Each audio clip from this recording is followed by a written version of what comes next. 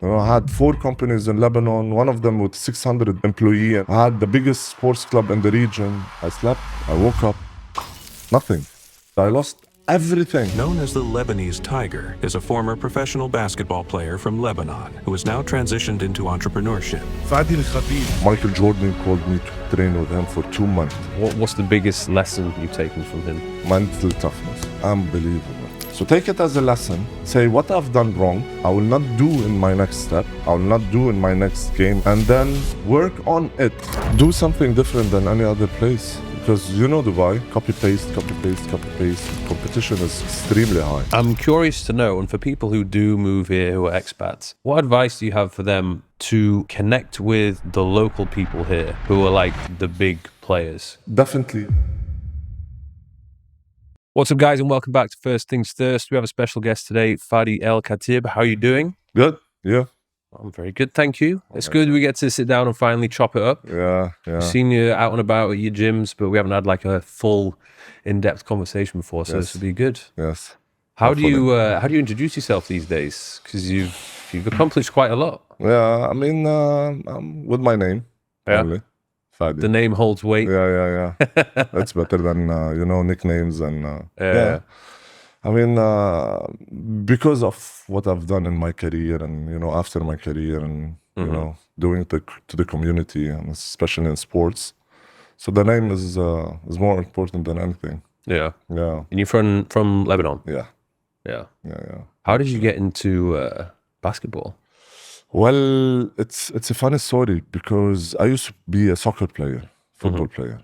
So, with a certain height, you're tall.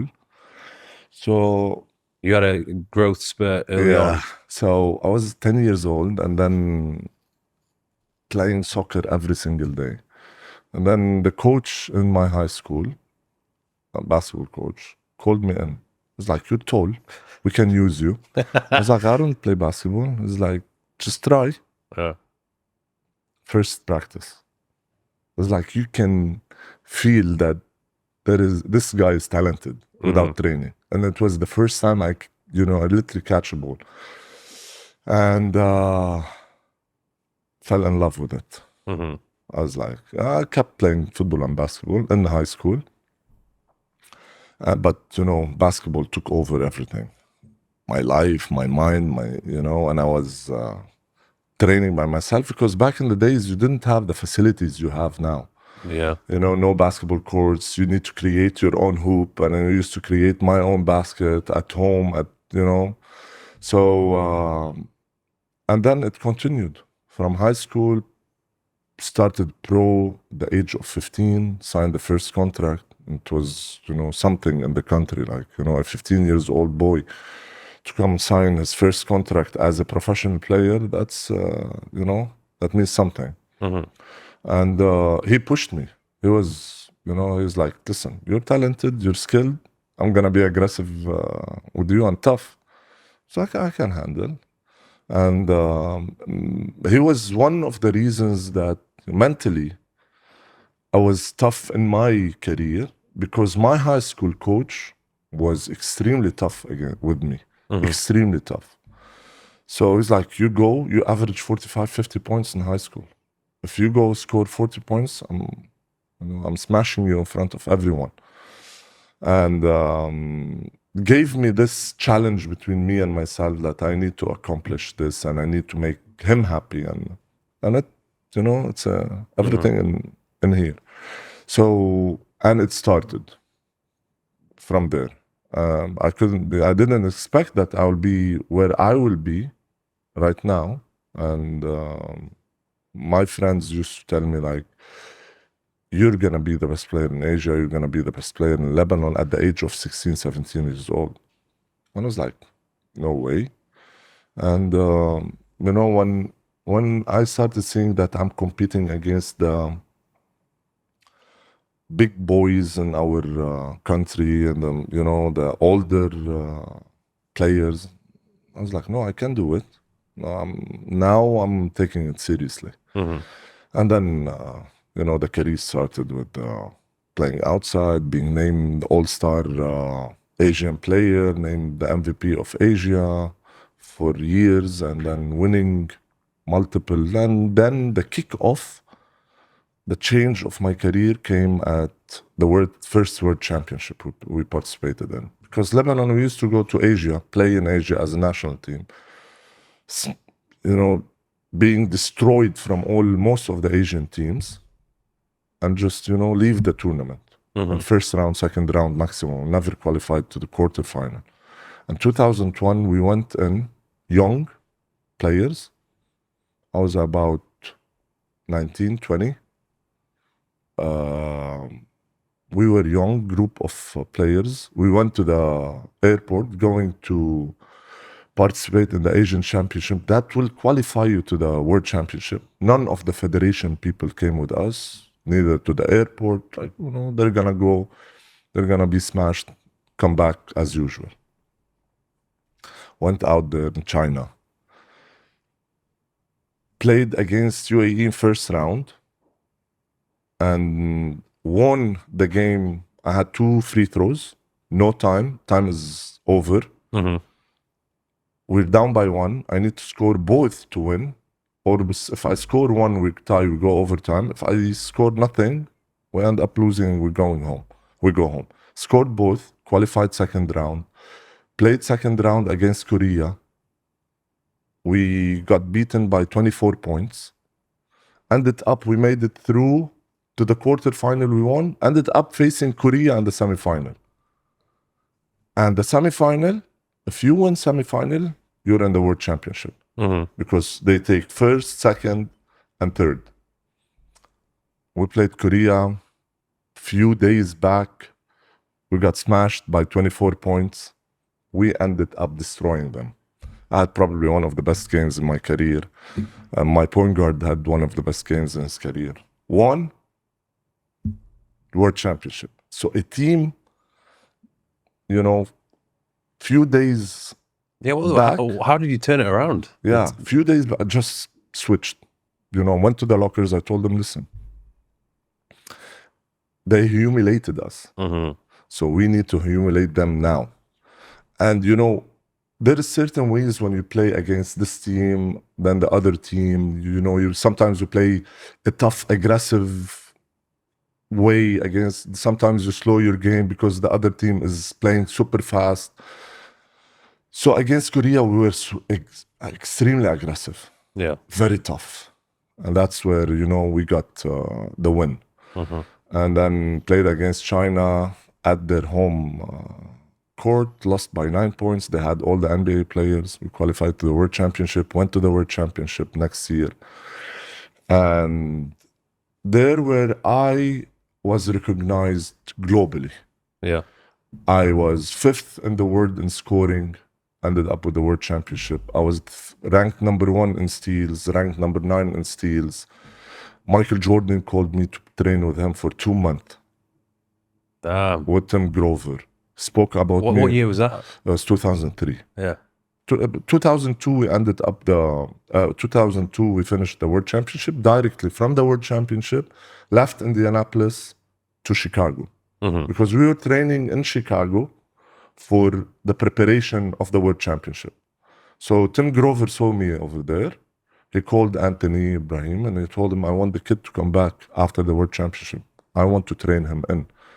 He's like, Tim, he's young. He can't afford to pay per week almost $6,000 just for trainings without accommodation and this and this and this. It's like he doesn't have to pay anything. I want to train the kid. So came back from Indianapolis, it gave me a big boost. We're getting a call from him. Yeah, and MJ. Yeah. So came back, had probably the best 2 months in my career. That's where I switched to another player, to another level, to another, mindset. I saw Michael Jordan, man, every single day. Training with him in the morning, playing pickups in the afternoon. And every single pickup, the first guy he chose in his team is me. So that's by itself, huge push. The best player ever to play the game. And one of the games we were playing the pickups, we were 6-6, and we need 1 point to end the game. And he told me, wait for me on the corner. I'm gonna drive and kick it to you. You better score it. Michael Jordan telling you, go end up the game by shooting the ball and scoring. You have to score it. So I end up, scoring the point, and it's like the pressure he had on us and the mindset he had and what I've seen him doing in practices was on another level of competition. In practices. Yeah. He doesn't joke around. He's not coming for fun. In practice, he's in the court, takes the game to another level. And this is what happened with me. It gave me this mindset in my career, in business, in everything. I took it with me.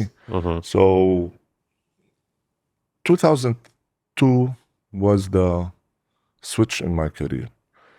And I started, I was called to the Los Angeles Clippers in the NBA. I was drafted there.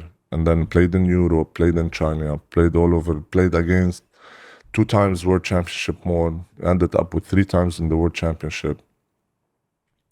Had a great career as a player, coming from a very small 4.5 million population country, doing all this to our, community, doing this to Asia.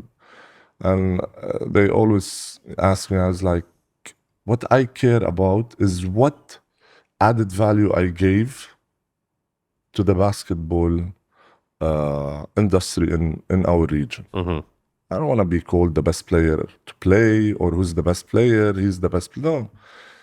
What awareness I gave to those kids, what added value, what push I gave them, this is what I care about. Because it might be after 1 year, 2 years, another player coming doing even more things that what I've done in numbers, but he won't have this impression to people and young generation that I gave them. And this is way better. Numbers can be numbers. Today, Michael Jordan numbers are probably, most of them are achieved by many other players, but he's still number 1 player ever because he changed the game. So this is where my mindset comes, and this is where I want to be recognized, not as the best ever to play or what added value I gave to the community. If I encourage players to play basketball, if I pushed players to be, better players, if I develop players by them watching Fadi or being motivated from what Fadi is doing.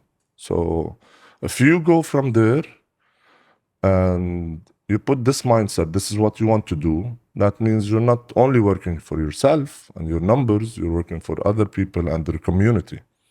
And is the popularity in Lebanon for basketball on the rise? It's number 1. Yeah. It's number 1 sports in Lebanon. It's been like this since 1998. So when we started winning the Asian Championship, Arab Championship, going to the World Championship, participating. So no other sports have done this in Lebanon. So basketball. And, a country that came out from war, people were, waiting for something just to be happy. And here we go. We came. We won 1998, the Asian Championship in Lebanon. Man, if you see the streets after the championship, there is a road on a highway we were in one place. We have to drive with the bus and the police and go celebrate in our school, in one of the schools that owned by the club. So everyone was waiting for us in Beirut. The drive is literally 20 minutes. If you want to say with a little bit of traffic, 15 minutes with no traffic. It took us 9 hours and a half.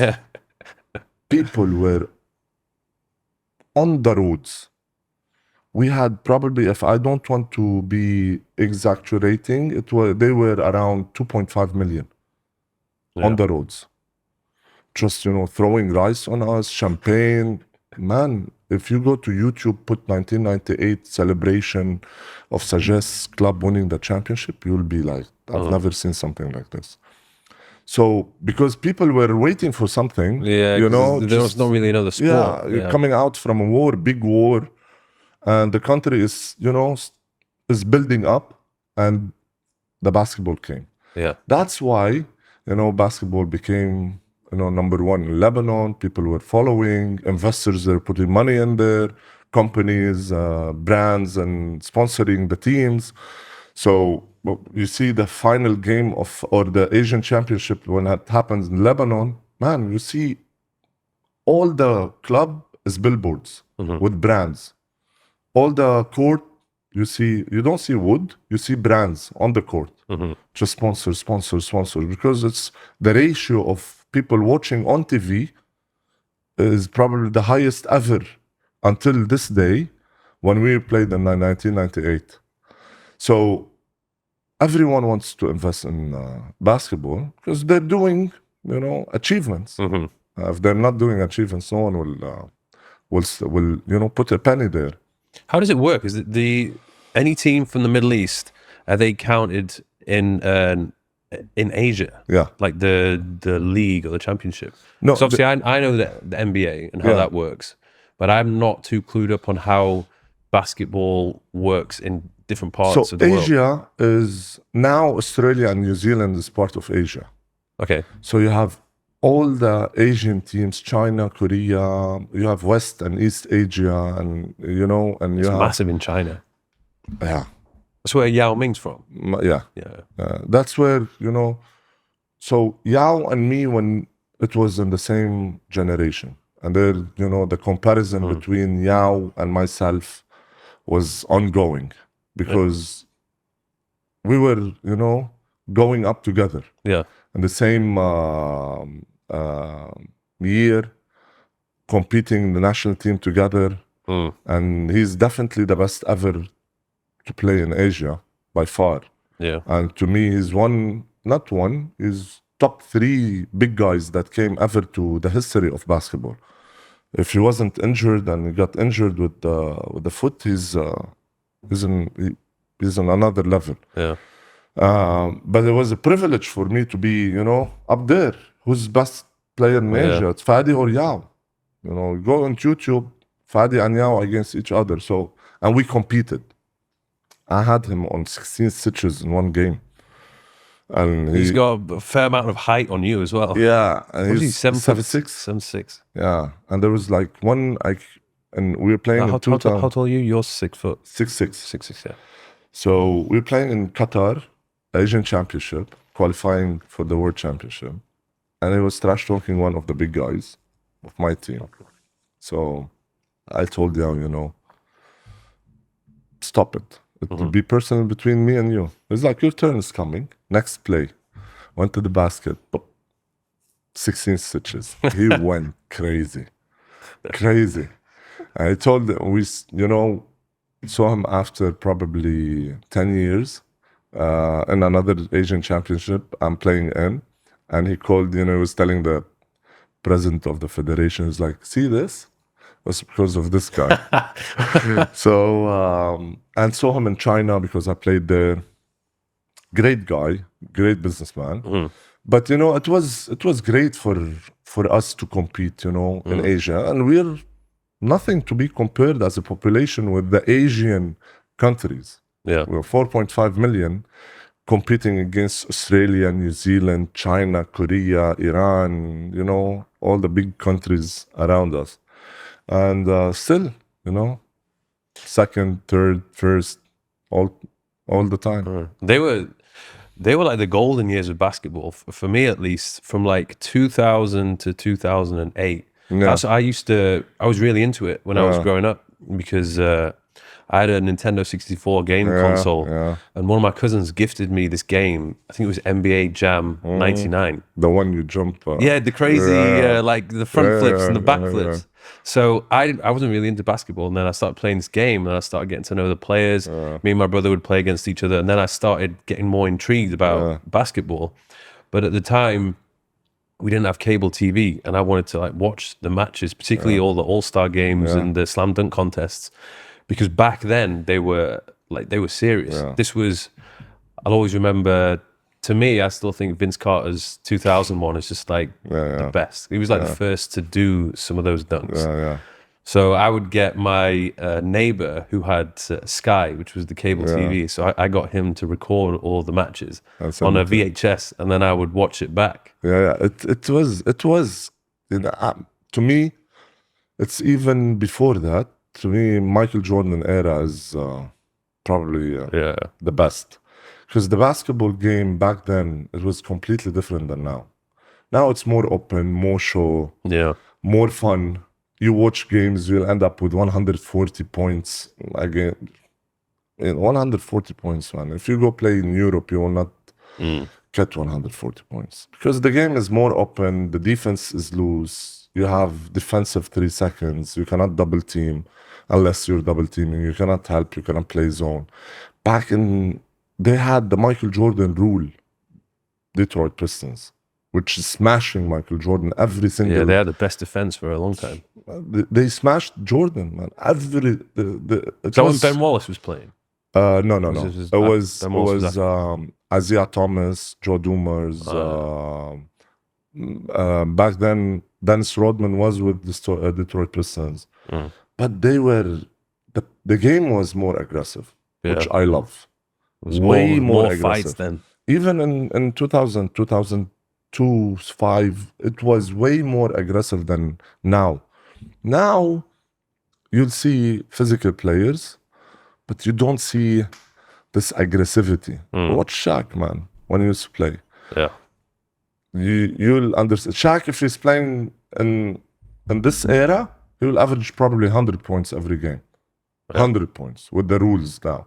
So the game is changing because the people want to see show more and fun, but to understand sports and understand basketball, it's like it's not fun. I cannot sit and watch full basketball game. I can watch highlights and that's it. Yeah. You know, back then you sit and watch full game, intense. Playing aggressive, playing good defense, playing... now it's... I don't find it tempting anymore. But, you know, this is the trend. The game, the NBA controls the world. But you see, when they go play globally, internationally, in the World Championship, all Olympics, you see them suffering. Because the game is completely different. You're playing now against European players who are completely defensive. They have completely defensive strategy, not offensively, defensively, and they rely on the structure that they have, which is defense, close up, close outs, and zones and help, which doesn't happen in NBA. And they struggle. They came the dream team this year when they played the Olympics. Man, they were this close to lose against Serbia. This close. And they went to the final against France and they barely won with top-notch NBA players. You're talking about the best 12 players right now in the NBA. And then you go back and see the NBA, who's the top 5 voted MVPs. You'll find all of them international, not Americans. All of them. You have Jokic, you have Giannis, you have Embiid, you have and all of them, Luka, Doncic. So it tells you something, that this strategy is working more than this strategy. So that's why I think they need to restructure the league back to make it more defensively, more aggressive game than it is now. Because when they are, down the line, I don't think they will have a chance to compete internationally with the European teams. Yeah. Yeah. Well, it's good to see Europe and other countries on the rise. Watch Europe basketball. Yeah. You'll be super satisfied. What's the top ranked country in Europe at the moment? There is a lot. I mean, if you want to go by the last, It's definitely not the UK. no. I mean, the best basketball school, if you want to say, the credible one and the one that has been doing since day one until now achievements is Serbia. Mhm. And because they are stable, they don't go up and down. They're always competing. They always have the best defensive structure in basketball history. The best. They have very talented players. Jokic, man, is a monster. Mhm. It's like someone wearing flip-flops and playing basketball. You'll feel when you watch Jokic. It's like, he's wearing a flip-flop and playing basketball. He's joking with players. Yeah. And it's so simple and easy for him, although his game is very slow. But they have this level. Yeah. And Serbia probably for me is the best European basketball country. France, they're good now with Wembanyama, the 7'7" guy, super talented. I mean, you'll never imagine a 7'7" guy. You're 6'6", and that to me that's very tall. Yeah. So, 7'7". 7'7" is Imagine. So 7'7", super talented, play like guard, play Yeah. like my game, Yeah. can shoot, can do everything. So What you're point guard, I'm 3-man. the 3 market. Yeah, I played all positions, Yeah. so it depends what the coach wants. So I play from 1 to 4, Yeah. and I play defense on big guys and play defense on 4-mans because I'm tough. I can handle big guys. So, but France they're coming. They played, they reached the finals, the Olympics against States. Greece are good, Slovenia are good, but probably Serbia is the most stable country in terms of the European basketball. Yeah. When you were getting into it, when you're 10, 11, 12 Yeah. years old, was there anyone you looked up to at that point My in time? MJ. MJ. Yeah. Yeah. MJ. And when MJ retired the first time, so I did like, I was waiting for his press conference. It was around 4 a.m. I didn't sleep. Mhm. I had his jerseys on the couch and his shoes, because I had all his shoes. And all my room, you cannot find one white wall. It's all MJ posters. Even my ceiling were MJ posters. Back in the days, you buy a magazine and then you'll have in, you get in the the poster middle of inside. the magazine, you have this big poster for the player. Yeah, that I remember in my time that the Slam magazine, Yeah. and I had it was like my games room Yeah. because my brother was into it as well. And every time we bought the magazines just so we could get the posters, and the room was just full of posters. Yeah. It was MJ posters. Yeah. Literally. All kinds of posters. So I have, my mom gives me money to go buy food in the school, save them. I don't eat, come back home with no food, eat at lunch, save them to buy the poster. posters. So I had all MJ shoes, jerseys on the couch, waiting for his press conference because he's retiring when his dad was killed. And I was crying, badly crying. And I said, I want to quit basketball. I don't want to play basketball anymore. 1 day, 2 days, I was like, no, I missed playing basketball. So I went back. So he was the guy I looked up to. Yeah. Funny story. When Tim called me in, so first practice in the morning, we do fitness in the morning and then basketball shoot around for like total practice like 2 hours and a half. Go home, rest, come back afternoon, play pickup games for 2 hours. So I was like with 100 kg on chest press. So when I'm doing chest press, I have this habit that, I look up at the mirror just to see the motion Yeah. and if I'm doing it right or no. So the mirror was there, and in the back, there is the door that you enter to the gym from. I was doing 100 kg, Tim Grover was behind me, and I was waiting for the second that MJ comes. And man, the door opens. He's super charismatic. When MJ enters, the place, Yeah, everybody. no, you'll know that something came. Yeah. So I was like, the full 100 kg, bounce on my chest. I couldn't lift it up. I was like, MJ is coming. I want to go say hi, and I forgot that I'm lifting in a 100 kg. So Tim directly, he turned because he want to say hi to MJ. And I was like, I couldn't even breathe. And he ran because he saw me. Tim didn't see me. So he lifted up with Tim the bar. And then he was laughing because he knew that I got into this because of him entering the room. And he was laughing. I mean, he loved that. Yeah, man. It took me 3 minutes to say my name.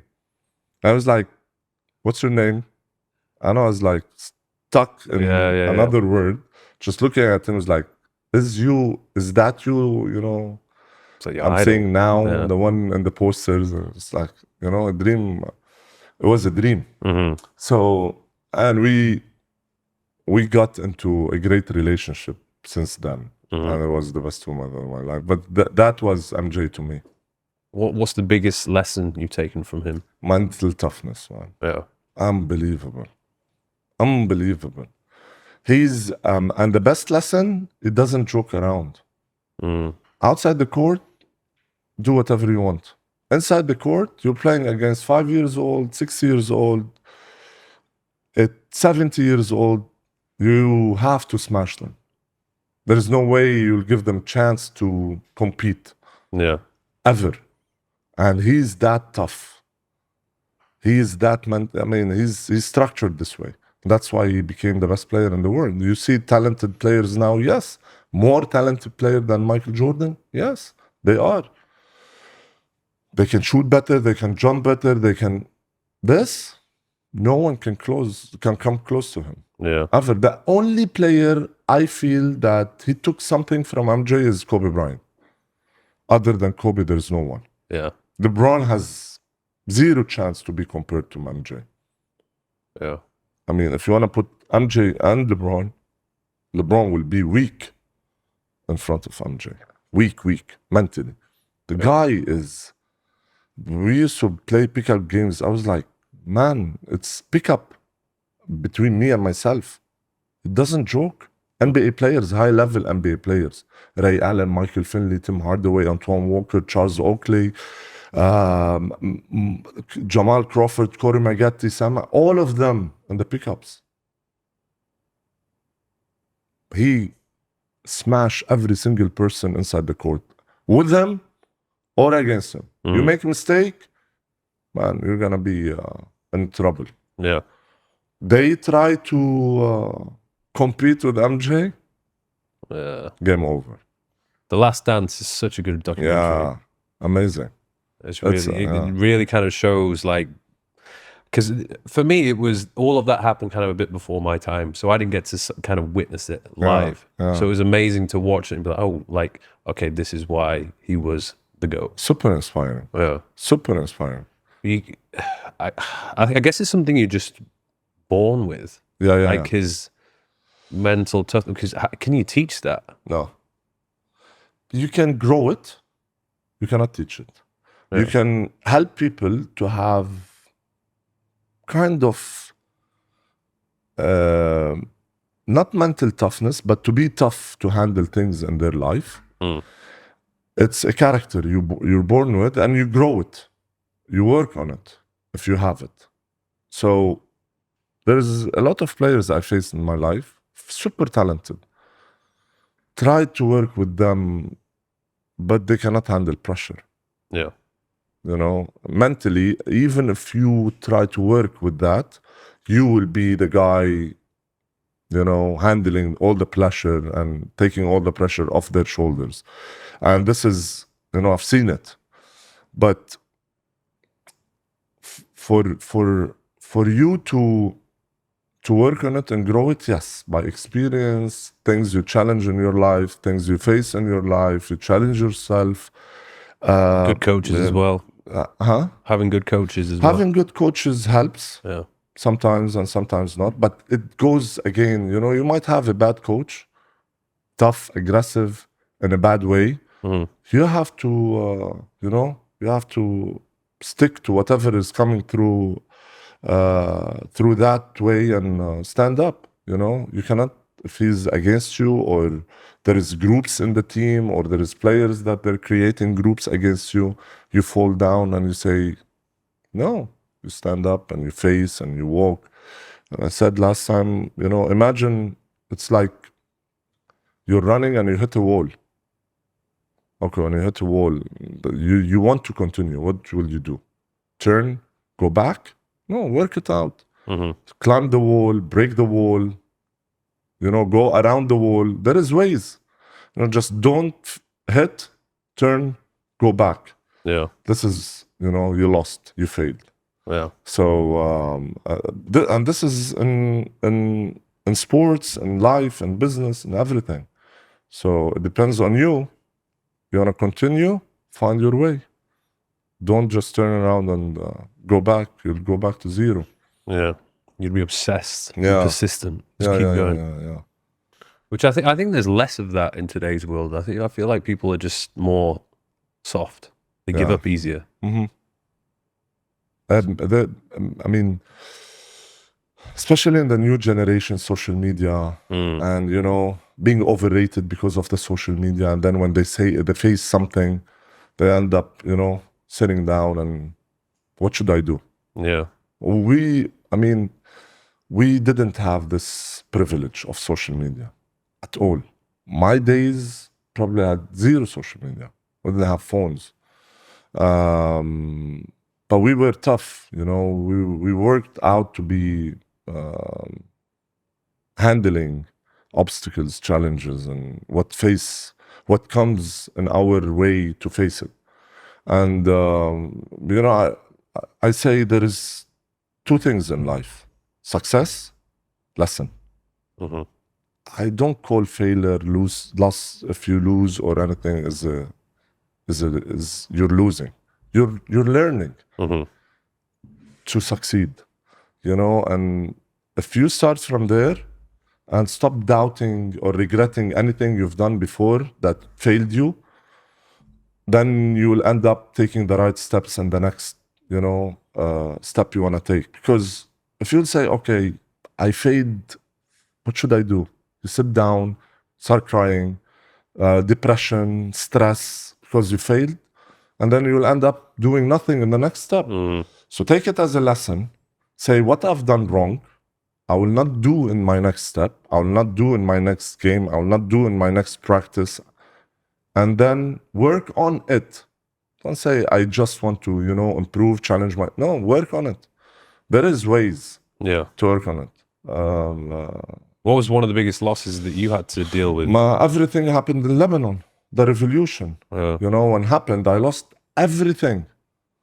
You know, I had 4 companies in Lebanon, one of them with 600 employees in it. I had the biggest sports club in the region with 35,000 square meters. We're talking about 350,000 square foot. One of the best diners in Lebanon, Tiger's Diner, and then barbershops. And then I slept, I woke up, nothing. Nothing is working. God damn. Country is damaged completely. And then from having US dollars in the country to having 0 US dollars in the country. So your bank accounts are blocked. If you have $1 or if you have 1 billion, the same thing. You cannot even go withdraw 1 cent from the bank accounts. 1 cent, not allowed. But everything is blocked. You cannot sustain your businesses. What should you do? Until this day, Mike, I never closed one day my businesses. Never. With 600 employees, worked it out, find ways, turned out to restructure the contracts with the clients to the Lebanese lira, and then the big bomb happened in Beirut, crashed everything, went, into another crash, worked it out. So that's because I find, and I have this as, a headline in my life. You will always find ways, and you'll always find solutions. If you say, no, I cannot do it, then you're mistaken. There is ways, there is solutions. Just knock on the right doors and it will open. I told the sales team last time, you have to knock on 1,000 doors for one door to open. If you'll say, I want to knock on 1,000 doors and 1,000 doors will open, that you're failing. One door out of 1,000, that's your target. So there is ways, there is solutions. Then I worked it out. Yes, the revenue and the income, and it's not the same because the country is, in a bad situation financially. But at least I didn't close. Yeah. At least I have families living out of those, companies, and I don't want to send them home. Even in COVID, even in the revolution, even in now, even in when the bomb happened. So find ways, had solutions, restructured my contracts with the clients, so we used to have, say, the membership in Champs with $150 to $200 went down to $25 to $20 just to match the Lebanese lira. Yeah. And we said that, okay, we're gonna pay the salaries and we're gonna shift from US dollars to Lebanese lira. We're gonna be, we'll be sustaining our business. So we restructured, found solutions, and then in the same time, I moved to Dubai. I said, I have to have, I'm a productive person. I finished my career, and within my career, I started at the age of 25 with my businesses.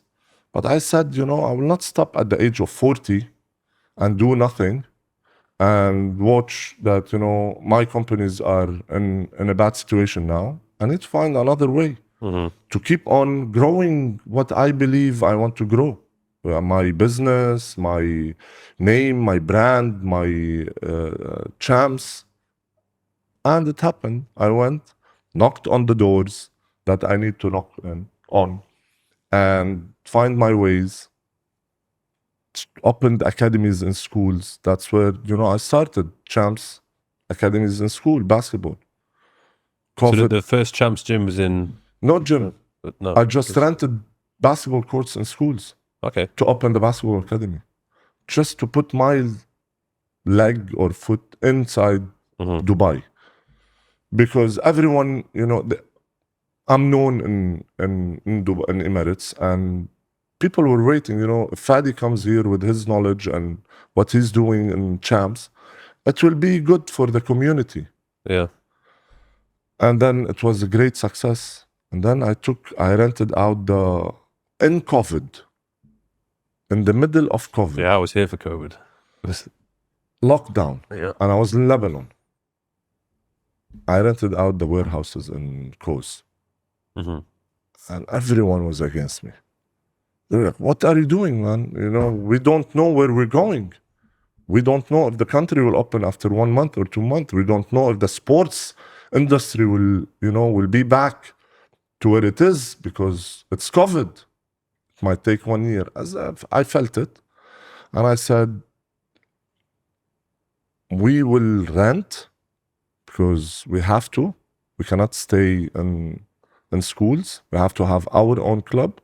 We'll open a boutique gym with the courts, with the basketball, with the football, and it was half of what we have in Kos now. Now, turned out that 2 months later, after that, the country was, open. back with Yeah. 3 meters. And the masks. And the masks. And then Champs was full. Mm-hmm. Called the landlord. I said, I need another 2 warehouses after a year. Did, the restructuring of Champs, make it bigger. And then organically grew to where I am now. Mm-hmm. So, because, I knocked, I found solutions. I didn't sit and say, the country is going into a bad phase and what should I do? I have nothing to. No, you always have solutions and ways and how to, but you need to do it. You need to take the right steps. Sometimes you fail, yes, but it's a lesson. Just move on, knock another door. Mm-hmm. And it happened that, now growing more, opening in Abu Dhabi, opening a new big sports club in Suqeim, because everyone loved Champs because of the community. I've been to a lot of the Yeah. facilities. There's a great community there. Exactly. Like just nice people. Exactly. Like families, Exactly. kids. Yeah.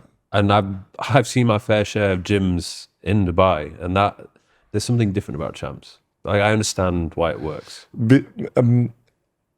We have gym, and we have the fitness area, and we have this, and in downtown, we've been there. Yeah. It's purely gym, but with that, the community is different. Mm-hmm. In Jabal Ali, the community is different. In Kos, the community is different. So the people feels like they're going home, like they're going to a place that everyone knows everyone. Mm-hmm.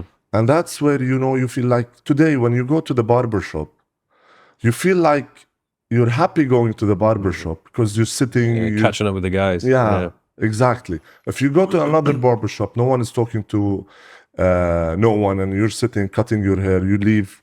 It's just another place. Mm-hmm. When you go to your barber shop and you're sitting, all the guys are chatting and Gurga's funny, a bit, joking around and this, you'll end up with spending 1 hour over there instead of spending 20 minutes over there. So that's where I wanted to build this community. It's not the community of Lebanese, no, the community, Champs community. Mm-hmm.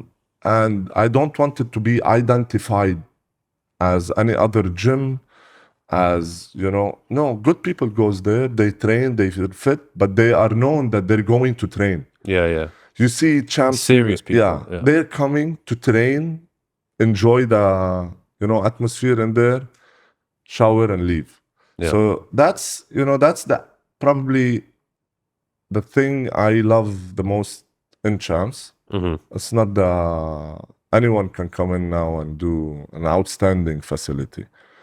The knowledge and the experience and the community and how you engage everyone together is something that we worked on a lot for the past 3.5 years, 4 years. What's one thing that people should know if they have this idea in their mind, they want to come to Dubai and they want to open up a gym? Do something different than any other place. Yeah. Because Dubai, copy paste. Competition is extremely high. Yeah. So you open a Pilates reformer class, you'll end up with 70 reformer Pilates classes. Just different colors. Mm-hmm. Same studios, different colors. You'll see gyms. I mean, I don't know how many gyms you have. So I would say Dubai is probably number one for gyms. I've been to a lot of places around the world, but I haven't been anywhere quite like Dubai with the choice of gyms and the standard. You cannot choose. You have a list of probably the best facilities in the world. Mm-hmm. But again, do 5 steps than any other gym. Do something different. Yeah. When I opened downtown, I made sure to have at least something different than any other gym. Ice bath in the lockers, complimentary. Hot tubs in the lockers, complimentary. Pilates reformer included in the membership, cycling including classes, including Normatec recovery. So all these small details are at least something I thought of to give, you know, a benefit for our members. You know, add on that the, you know, what they will have discounts from Under Armour in the stores and the restaurants and this and this. It's like a small loyalty program to our customers to benefit from. Yeah. So it's always a must to have something different than any other place, or you'll end up with gym different color than another gym. That's it. This different decoration setup, because the decoration and look and feel after 1 month you will not feel it anymore. Yeah. You know, you go to your house first day, second day, you're amazed with your, you know, this is wow, amazing color, amazing couch, amazing house. After 1 month, this is normal for you. You come in as in, you know, it's like you don't feel that privilege in that house anymore because you're used to it. Yeah. Same thing in the car. You buy your car first day. After 1 month, it's totally different than the first day. Same thing. You go to a place. Wow, what a gym. 1 month later on, it's the same, different colors. So what you are adding to your members and what you are always doing to your members is what's, you know, what can the difference between other gyms and fitness and facilities than you. How do you go about, so you say you're opening a new facility. This is going to be the biggest one. Yeah. Like, what are the steps that you take when it comes to financing something like this? Because they're certainly not cheap. Yeah. So how do you go about it and approach First, you know, there is the organic part of growing, and there is the investment I have to put in to cover the expenses of the new facility. Definitely the new facility with Abu Dhabi and with what's happening now, I'm, you know, close to 45 million to 50 million AED for those two only. Just to, Yeah. So I have definitely the first one that is covered for Abu Dhabi because it's smaller one. It's like the platinum, bigger than the platinum. Yeah. The new facility is massive. And I had, you know, to knock on the investment companies that, you know, as part to be a loan and the other part I have to inject to see where I can cover. But I know very well that what I'm doing is not a risk. Yeah. So I'm not taking any risk in terms of any kind of loan I'm going to be taking either from bank or from private investment companies or who will end up not taking shares from Champs. You know, will end up with, you know, the shares is mine, the investment is a loan, but I know I can cover it because I am doing something completely different. So I thought about every single detail in that gym, in that facility, to cover everything. What the mom is thinking, what the dad is thinking, what the fitness guy, the fitness lady are thinking, what they need, what they can have in this facility. So from A to Z, everything. So, okay, and then 7 Stars Barbershop is going to be there. 7 Stars Salon is going to be there, right on the front of the complex. Daycare, gaming lounge for kids. You know, today, okay, why a mom says, okay, I'm sending my kid to Champs. He'll finish his training. He'll end up sitting with his friends inside Champs instead of taking him home, then going to the mall, walk around just to go to play in that. No, they have the restaurant, they have the gaming lounge, they have their trainings, and it's completely different area from the gym and the swimming pool and then you have the daycare. A mom wants to spend time with her daughter, son. She doesn't want to leave home because she wants to go with, you know, traffic now in Dubai, with half an hour driving, then 1 hour training, and then half an hour driving. She will say, okay, if I'm driving half an hour, at least she's with me. We're talking. She's with me in the car. I reach Champs, put her in that daycare, educational daycare, finish 1 hour, take her back 30 minutes with me. Again, that's 1 hour more you spent with your son or daughter on your way. And you're putting her with and somewhere not home with the maid or alone or whatsoever. You're putting it to her or him in a place that he's having fun at the same time, in the same area you're in. You want to play paddle, you don't have, it's there. As well as the clinic and wellness and what we're doing, the pool and the gym and the food look and feel. So that's where, I thought about everything. Well, why I want people to come in Champs, what solutions I want to give to people. And I don't want to be a corporate or a commercial complex. It's going to be this complex for everyone. Yeah. Everyone to come in, enjoy, have fun, do fitness, do proper fitness, and go back home happy. How much of your time is it taking to manage the existing gyms? A lot. Yeah. I don't stop. Although I have an operation manager and a team, but you being involved in your business, even if you don't have to, because you have a great team under you, and sometimes you have to, just come in, to fine-tune stuff, and I'm a demanding guy, very demanding, and who works at Champs and who's working really hard, I say nothing. I'm just, growing him or growing her in any way possible.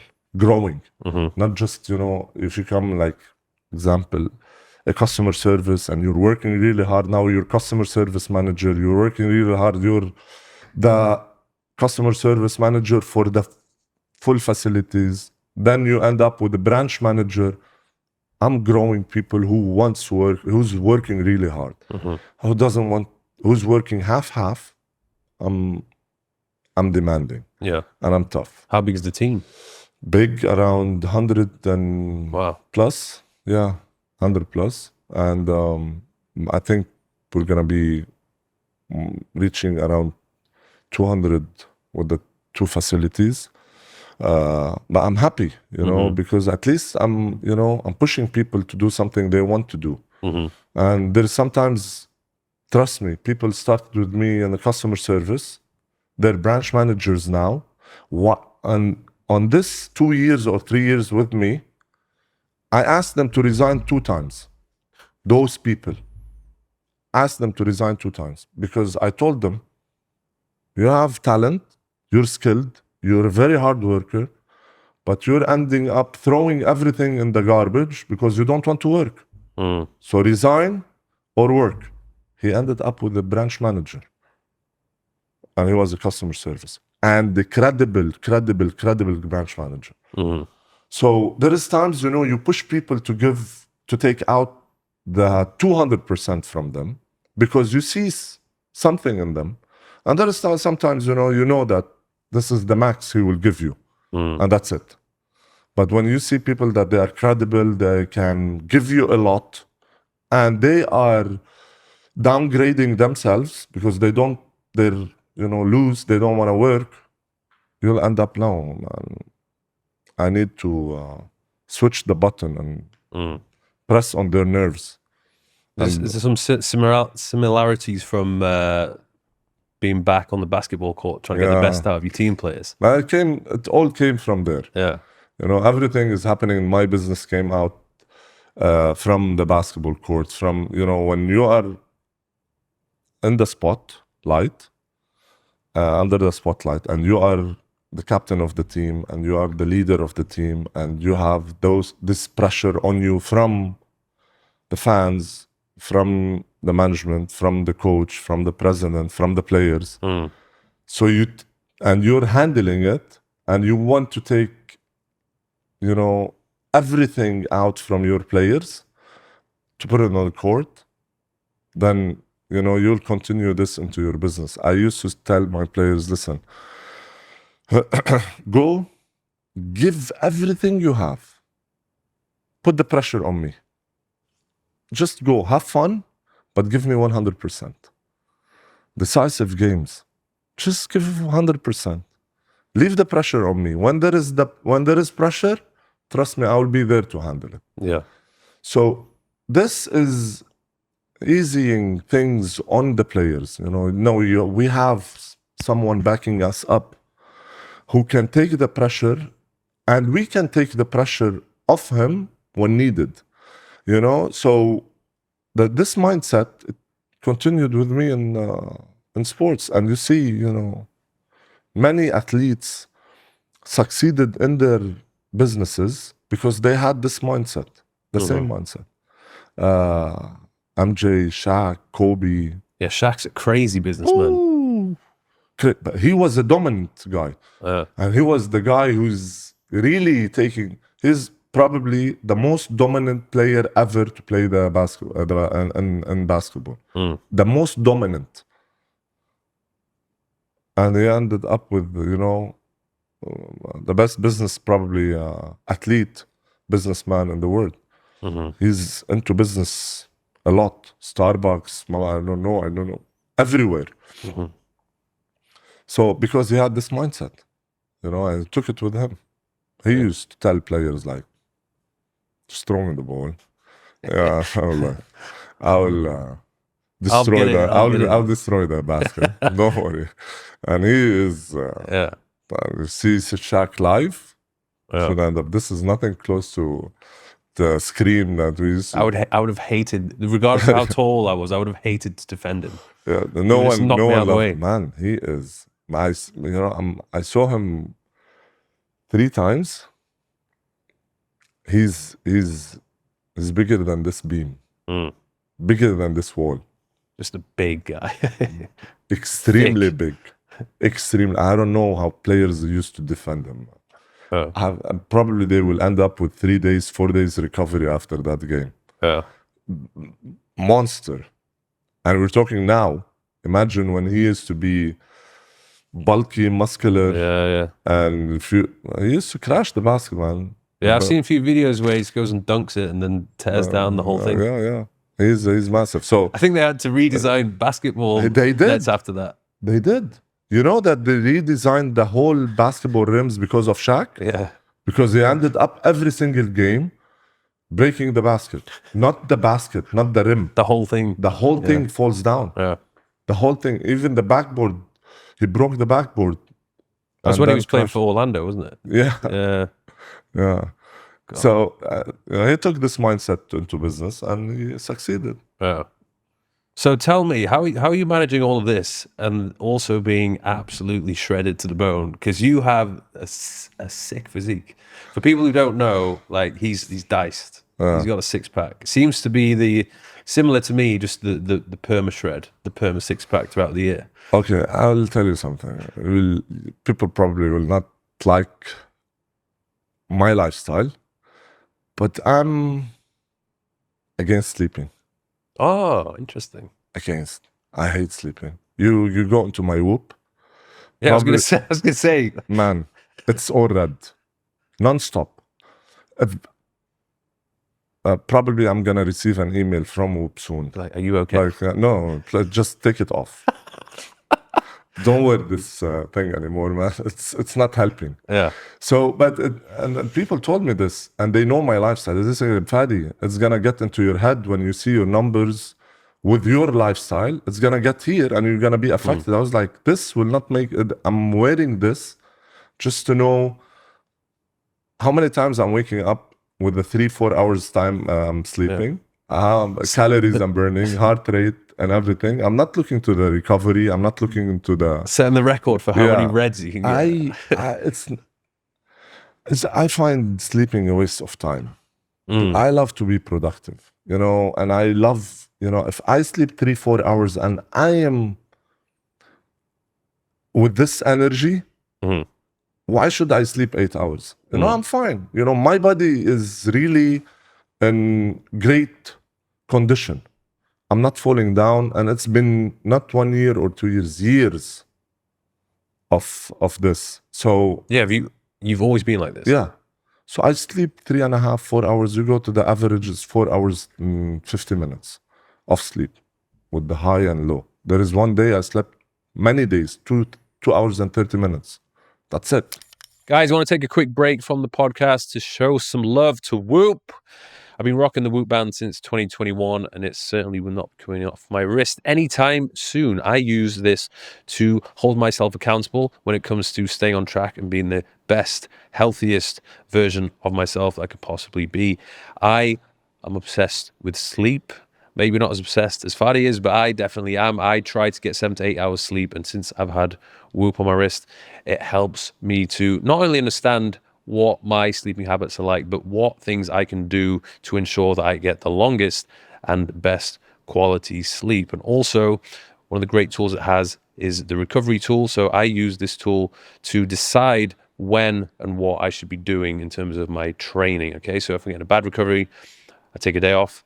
I focus on rest and recovery. When I've had a great recovery, I'm in the green, then I'll absolutely smash it and have the hardest session of the week. So has a whole load of features.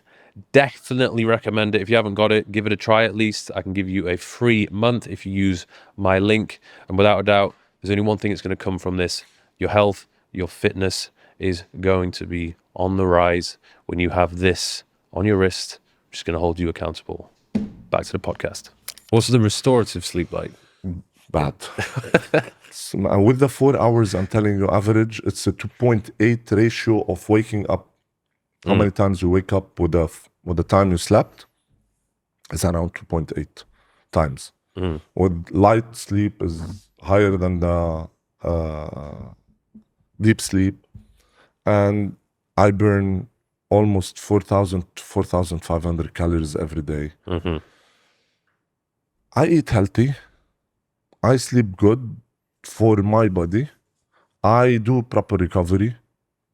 I do ice bath on a daily basis. I do probably 2 times lower body massages, and I do Normatec, and I do I eat good, and I work every single day. Office, and I work out every single day, non-stop. What are the workouts like? You use a combination of you'd still playing the basketball for fun? Paddle. Okay. Definitely 4 or 5 times per week. Aggressive, intense games, high level, and fitness. I do gym gym is 6 to 7 days per week. That's a must. I have a goal. I want to, hopefully, if God will grant me life, I want to reach 60. I'll be better shape than where I am now with the 46. So that's my goal. And if I reach 60 and I still have life, I want to keep on sending this message. Many people, they ask me sometimes, why you're posting shirtless pictures and this and this. And they know that you're fit and they know you're in great fitness shape. I was like, just to humiliate the 25, 30 years old boys. Honestly. It's like, if I'm on the 46 and I'm like this, and you're 25 and 30, and every single day you're saying tomorrow, no, khalas. Next week I'm starting. For sure, I took a decision. This is humiliation for you. Because you can do it, you can go. And the messages, Mike, I receive by stories or inboxes after posts that, thank you. We ended up going to the gym right away. We ended up, deciding we're in the gym. We registered. We're going to. We ended up going running. This is something I care of. I don't care. People, they know. If they see Mike, they know Mike in this fitness. So if he posts with shirt or without shirt, it's the same thing. If they see Fadi with shirt or without shirt, Ronaldo, Cristiano Ronaldo, the same thing. So you see fit people, they are doing this sometimes for awareness, and this is why I'm doing it. And sometimes just tell those young kids, what are you doing in your life?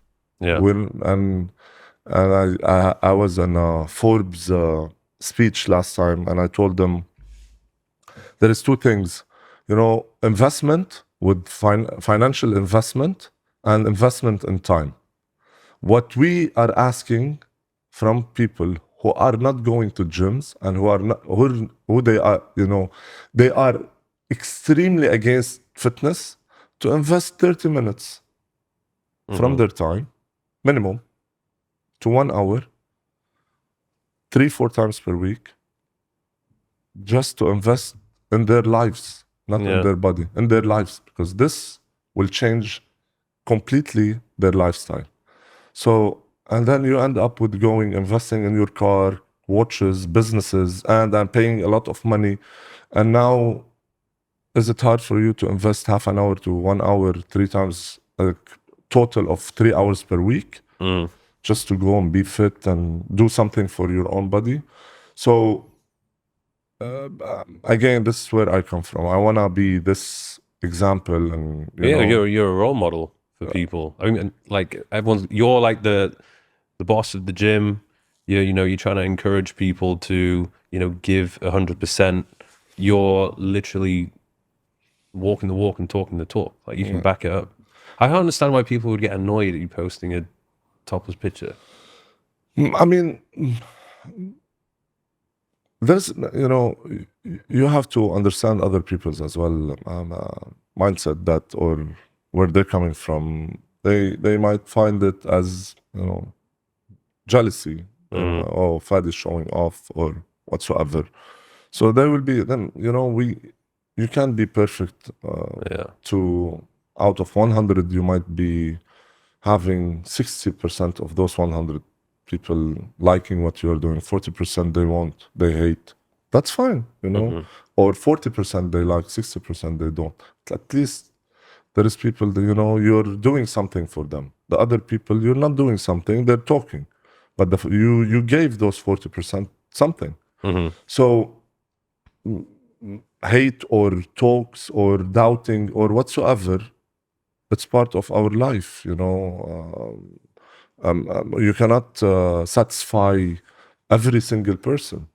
There is always, and especially when you are known and people knows you, and people wants to talk. Out of jealousy sometimes, because they hate your character, whatever reasons they have, you cannot change it. This is facts. This is reality.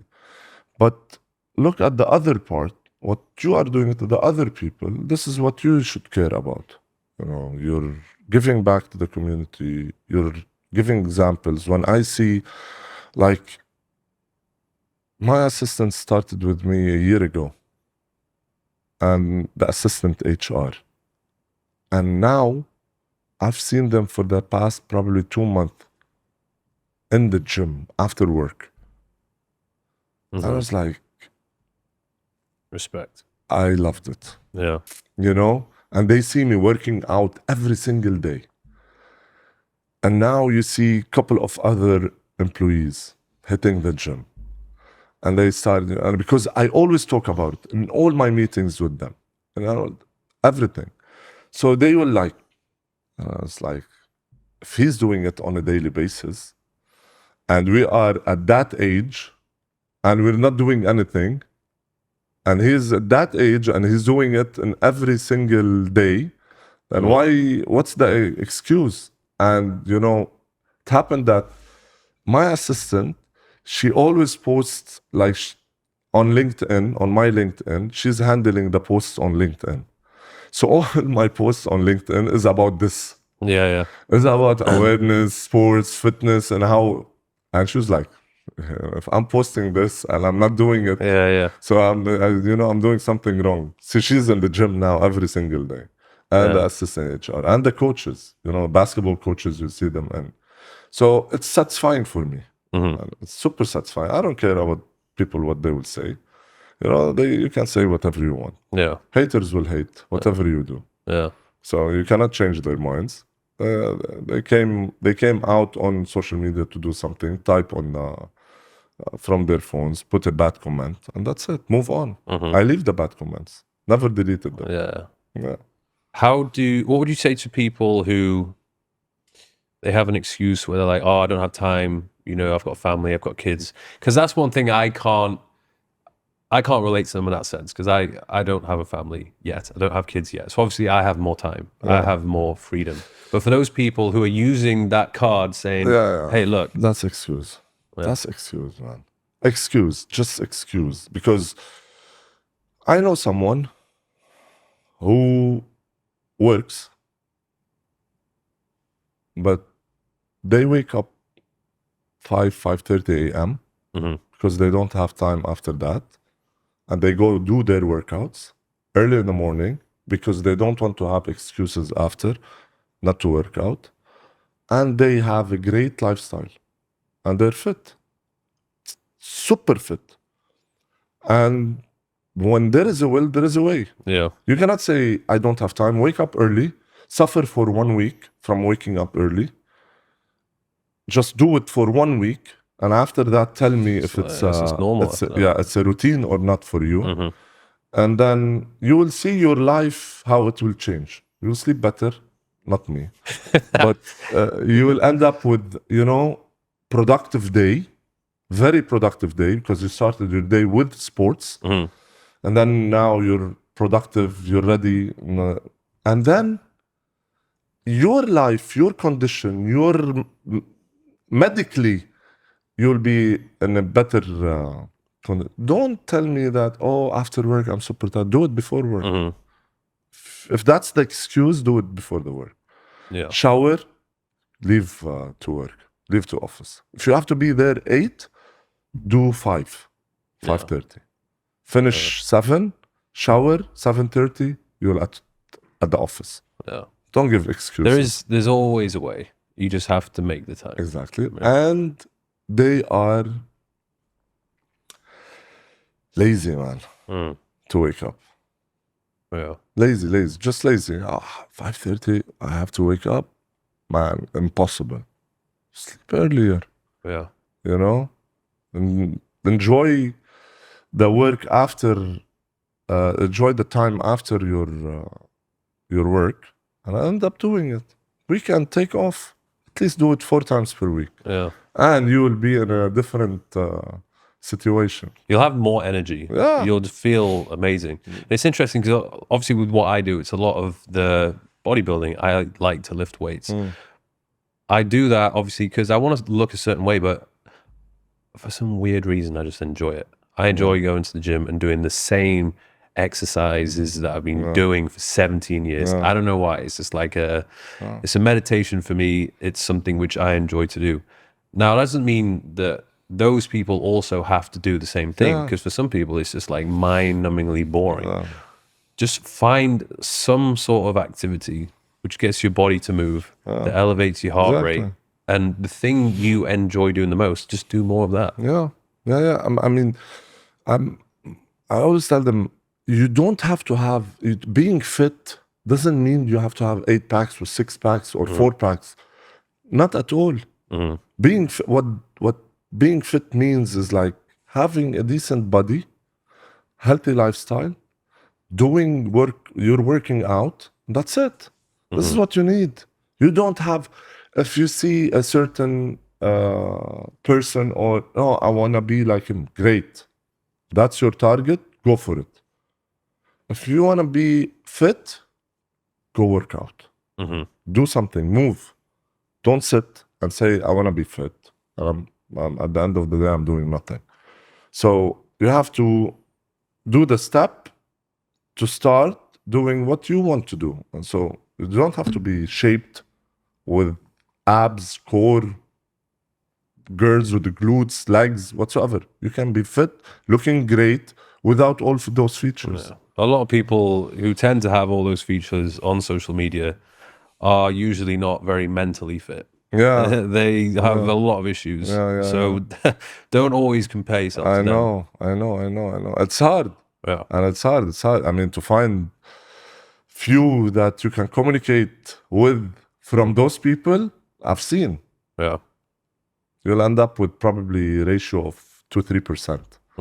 That mentally they are there, you know. Other than that, that's the look only you'll see on the social media.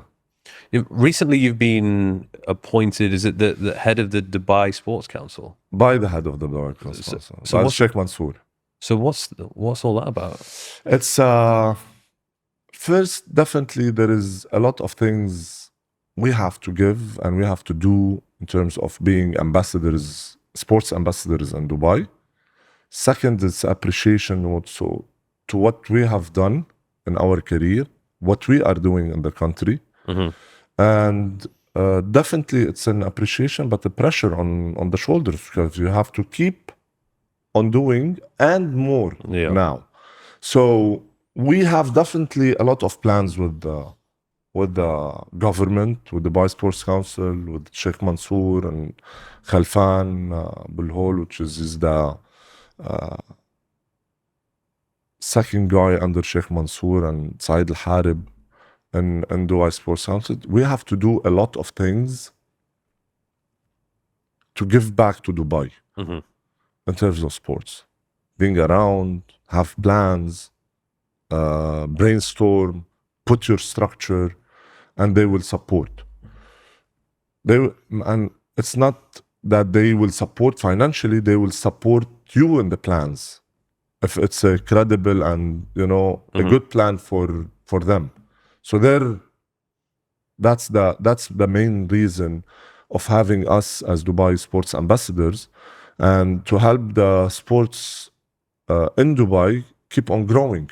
So that's their mission. They want Dubai to be. Is it the UAE as a whole, or it's Dubai? Dubai. So they want it to be a city that is welcoming and encouraging all forms of sport. Yeah, exactly. And I think the mega events, what they're doing with the mega events, with the facilities that they have, with the small events, the combination between all of them and the structures that they have and we're going to be putting in, they're completing the, you know, the circle. So the puzzle is completed. So that's where, and this is a great vision. That's how great they are. That's how great the rulers are. How they are taking things into another level, because no one thought about this in probably in other countries. I've not really. I've not seen a country really pushing sports and fitness like I feel they're doing here. They dedicate a whole month, like 30 days of fitness. But exactly, and you see the mega events they happening, man. It will be like, this is the hub of sports inside and the world, and you cannot be sitting and not supporting this vision. And you know, and I'm working on hopefully great things to be discussed with the Dubai Sports Council and Khalfan to take it to, you know, and to take the plan and start implementing it. Yeah. I imagine it's an honor, but also kind of a great pressure at the same time. I love pressure, man. Because they'll be observing what you're doing. I told my I have a cousin, his daughter. I told her she have an issue with pressure. I told her I cannot function without pressure. Yeah, I can't. You should get a bit lazy and complacent. Life's too easy. I love to be pressured. I love. So this is where I function. I see this where I'm more productive. So it's pressure, yes, but it's joy to me. So I'm loving it, and I'm preparing something. Secret? Top secret? No, specifically to basketball. Okay. And other plans for sports. But, you know, I see gaps. I want to put my knowledge, expertise in there to try to cover it and move on to another sports. Yeah. That's my goal. So with all of this that you got going on, you've got your family as well. How many kids have you got? 4. Got 4 kids. So, first of all, I'm curious to know how you're managing everything you've got going on, and also you got to get That's where I sleep 3 hours. yeah. You know, that's why I 3 hours, 4 hours. But you know, it's manageable.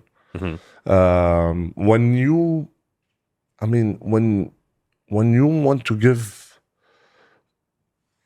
everything the time needed, you'll manage when you decide to do it.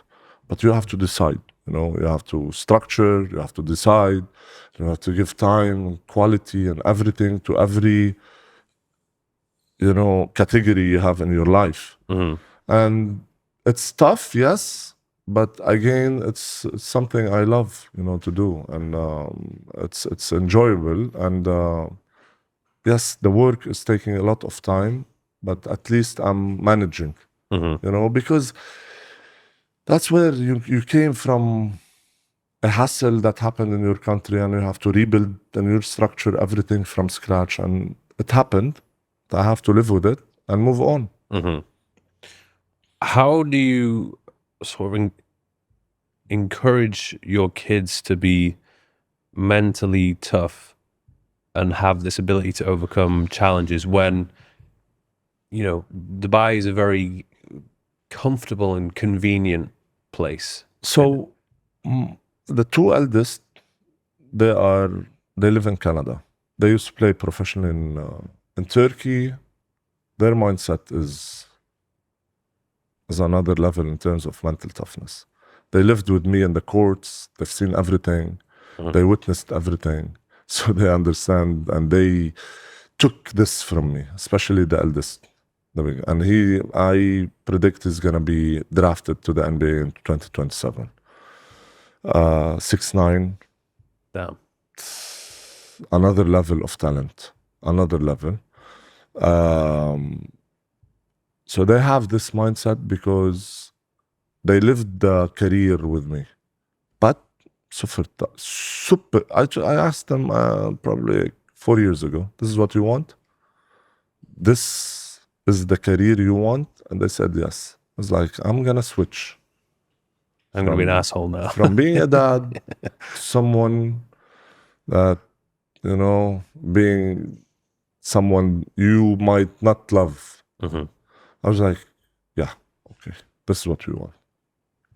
And then when I see something wrong happening, I'm totally different person than they see every single day. Because this is what you want, you have to work for it. Working for it, it's not that easy. Achieving NBA is not that easy at all. That's your goal. This is the plan. And you have to do it. So they're tough. They lived there since Jay was 14 and a half, since he left to Fener, to Turkey, lived by himself. 15, 16, 17, 18, left back to Canada, won the championship with the high school in Canada. Hadi followed him. And Jude, the middle one, is going to be the best one. 12 years old. He's going to be the best out of, even if they will reach NBA, Jude's going to be another level as a basketball player.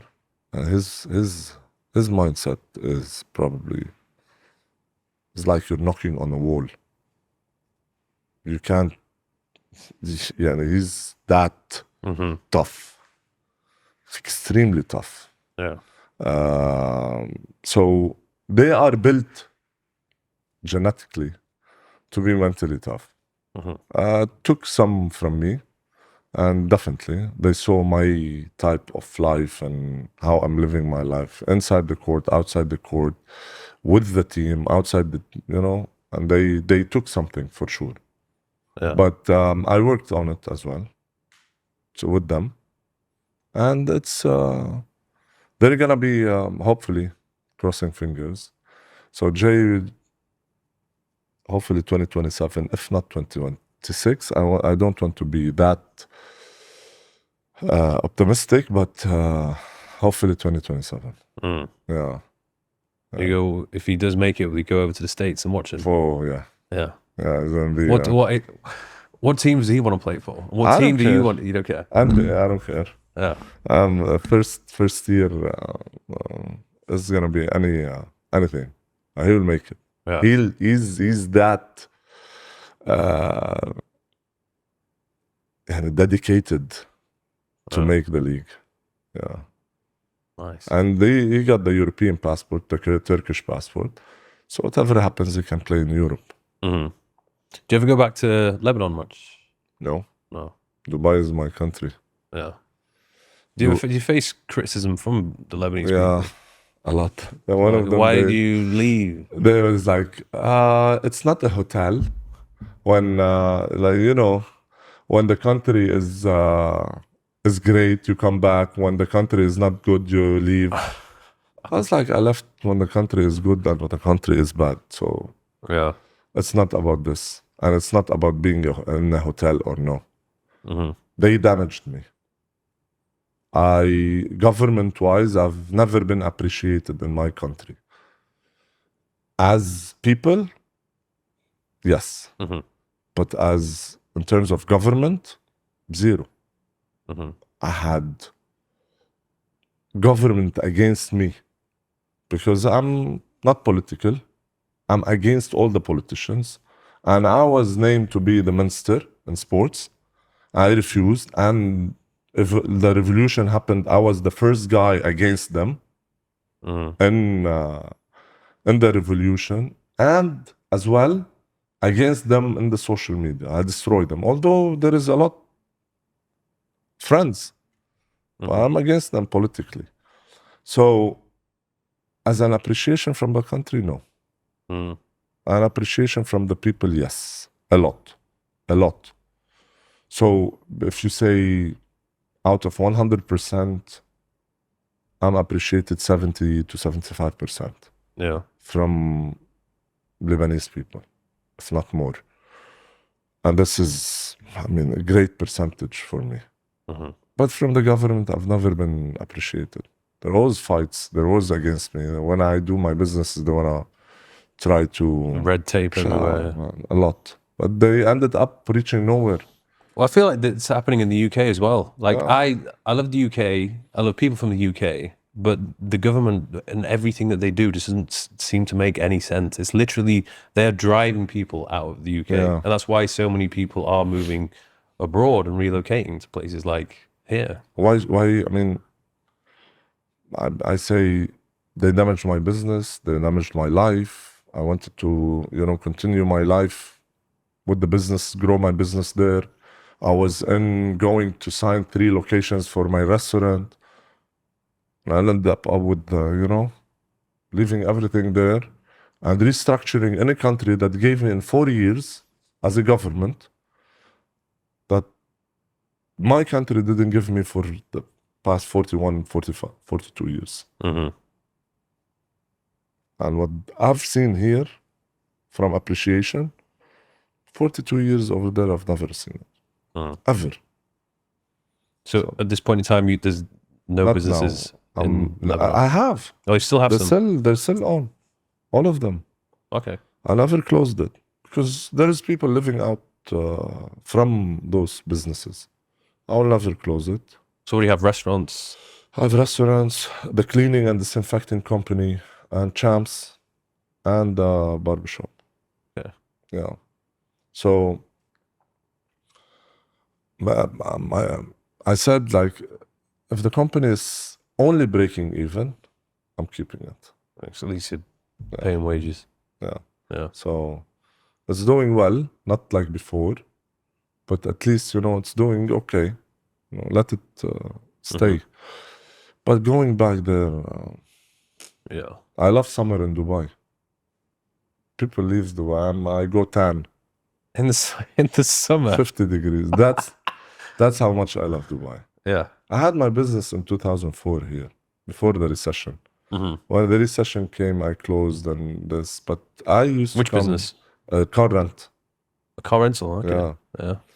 So I closed it and went back. But I always, every single year, I'm in Dubai. Coming and going. So Dubai to me is my second home. Now is my home. Mm. I'm investing everything here, putting everything here. I love the country. I love the people. I love the rulers. I love what they're doing to the country. You cannot not appreciate this. I mean, the plans that they have for the future as well. Unbelievable. It's like if there's ever an issue that I even I'm thinking, I'm like, this is annoying, or this could be better. They're already they're on it. Yeah. They have solutions for everything. They are advanced, the most advanced country in the world, and they are ahead in all the plans than any other country. Their vision is not 1 year, 2 years, 3 years, 20 years ahead. So they announced the Palm 2. Yeah, it's after 10 years. So they have ongoing things to the country, and you feel safe, man. This is the best thing. You feel like you're living in a country that you can leave your door open anytime, any day. No one will come knock on your door. well, I like what they announced recently is how they're trying to connect the city with like walkways and footpaths and cycling paths. Like, imagine being able to cycle from here to Burj Khalifa, but then do it like indoor as well with air conditioning. That would be amazing. Epic. They will do it. Yeah. I mean, I think they started with it. I think with all that construction that we're seeing on the streets, but they will do it. Yes. Yeah. And there's nothing impossible for them. They started with the taxi, Flying taxi. fly taxi. Yeah. And we used to watch 10 years ago the movies. You're flying with and going from place to place, and it's happening. They'll be the first to do it. Yeah. So they're advanced. They're go now live in any other country. You'll see, like, I used to do everything on my phone, pay everything on my phone, ask for my certificates, title deed, whatsoever. Everything happens on my phone, on my emails. You have to do everything over there, go from place to place, and so the it's easy. You know, maximum convenience. fast pace, yes. Very productive country, yes. You have to be up to it to live in Dubai. But if you work hard, if you're productive, you'll end up doing the great things. Have you thought about opening a restaurant here? Yeah. You wouldn't do that. I again? wanted to open Tigers, but it's F&B is very tricky. Yeah. If I want to open it, I will open it Dubai Hills. How did you get that nickname, by the way? Lebanese Tiger. Yeah. It's in 1998. So I was playing, it's a funny story. I was playing the Asian Championship. So I don't know why I was at the salon and the guy told me, let me do a highlight for you. Back then you put this and they take they do the highlight. Is that what Rodman used to have? Yeah, but it's literally my hair is dark. They did highlight with the blonde, and then I had a goatee. So he said I will do the same color as well. So a highlight and blonde goatee, and I was young. So I went to and I'm aggressive in my game. I'm like, you see me playing, I'm nothing close to a soft player, smashing everyone, super aggressive, defense, offense, jumping from side to side. So it's like the commentator was, watching the game, and I was on completely. I was destroying the other team. I was like, I can see a tiger inside the court. Yeah. And it went on every single person. They now, like, if people see me on the streets, it's like tiger. They don't call my name. So I love tigers. I love their characters, and I have tattoos, the tiger tattoos on my body. But and then because I'm known with this nickname, I called my restaurant Tiger's Diner. Yeah, but it's nice. I loved it. It's probably the best. There is King of Asia. There is